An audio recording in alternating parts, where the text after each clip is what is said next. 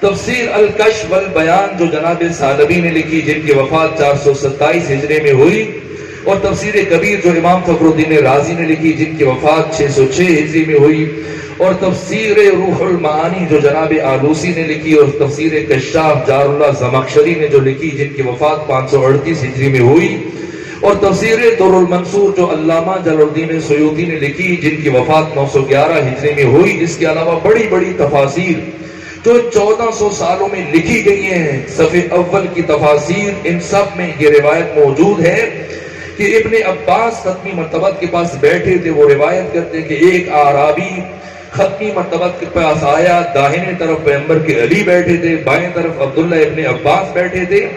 اعرابی آگے پوچھتا ہے، یا رسول اللہ، یہ جو قرآن کی آیت ہے کہ وَاعْتَصِمُوا بِحَبْلِ اللَّهِ جَمِيعًا وَلَا تَفَرَّقُوا، اللہ کی رسی کو مضبوطی سے تھام لو، پروردگار سے، یا رسول اللہ پروردگار نے کس رسی سے تمسک کو حکم دیا، وہ کون سی رسی ہے؟ ہم نے نہیں دیکھی۔ کہا اعرابی اس رسی کو دیکھنا چاہتے ہو؟ کہاں یا رسول اللہ دیکھنا چاہتا ہوں۔ ختمی مرتبت نے علی کے ہاتھ پہ ہاتھ رکھا، کہا اعرابی یہی حبل اللہ المتین ہے، اسی علی سے تمسک امت کو فرقوں میں بٹنے سے بچا سکتا ہے۔ اگر امت چاہتی ہے کہ تفرقہ بازی سے بچے، فرقوں میں بٹنے سے بچے، گروہوں میں بٹنے سے بچے، تو راز وحدت ایک ہستی ہے جس کا نام علی ابن ابی طالب ہے۔ علی امت مسلمہ میں راز وحدت، علی اس امت مسلمہ میں راز وحدت ہے، رمز وحدت ہے، منشور وحدت ہے، نصاب وحدت ہے۔ اگر امت علی کی ذات پر اکٹھی ہو جاتی، خدا فرماتا ہے میں کبھی جہنم کو خلق نہ فرماتا۔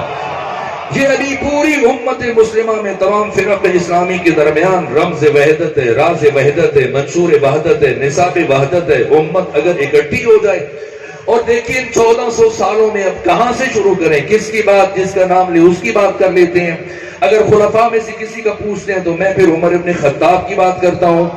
یہ عمر ابن خطاب جو موقع حج پر طواف کے بعد مقام ابراہیمی پہ ساتھیوں کے ہمراہ بہت سارے افراد بیٹھے ہیں، اور ایسے میں ایک شخص روتا ہوا آیا، رخساروں سے خون ٹپک رہا ہے، گر رہا ہے، اور آیا اس حال میں کہ اس کا رخسارہ سرخ ہے، خون گر رہا ہے۔ آ کر خلیفہ ثانی سے عمر ابن خطاب سے شکوہ کیا، پوچھا کیا ہوا تمہیں، کیوں خون گر رہا؟ کہا اے خلیفہ ضربنی ابو الحسن، مجھے ابو الحسن نے مارا، علی ابن ابی طالب نے تماچا مارا۔ ایک مرتبہ غصے سے خلیفہ وقت نے کہا بلاؤ علی کو، بلاؤ ابو الحسن کو، کیوں مارا اسے؟ جیسی علی ابن ابی طالب تشریف لائے، کہا اے علی ابن ابی طالب آپ نے اسے کیوں مارا؟ کہا یہ میرے آگے آگے طواف کر رہا تھا، اور دوران طواف یہ مسلمانوں کی ناموس پر نگاہ بد ڈال رہا تھا۔ میں نے دیکھا یہ مسلمانوں کے حرم میں مسلمان خواتین کی طرف بری نگاہ سے برابر دیکھے جا رہے۔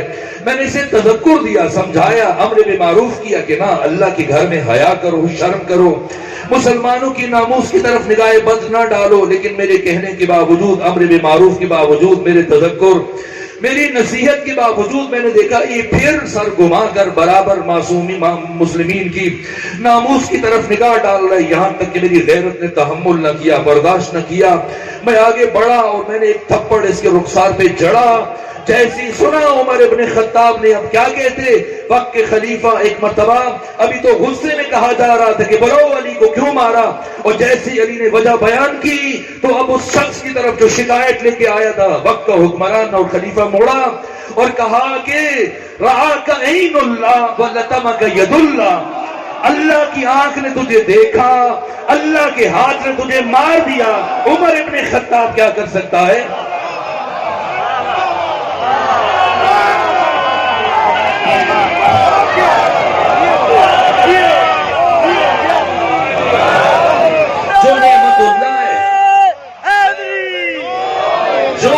اللہ ہے وہی حبل اللہ ہے، جو حبل اللہ ہے وہی وجہ اللہ ہے، وہی عین اللہ ہے، وہی ید اللہ ہے، وہی نفس اللہ ہے۔ اسی علی سے تمسک کا حکم دیا جا رہا ہے۔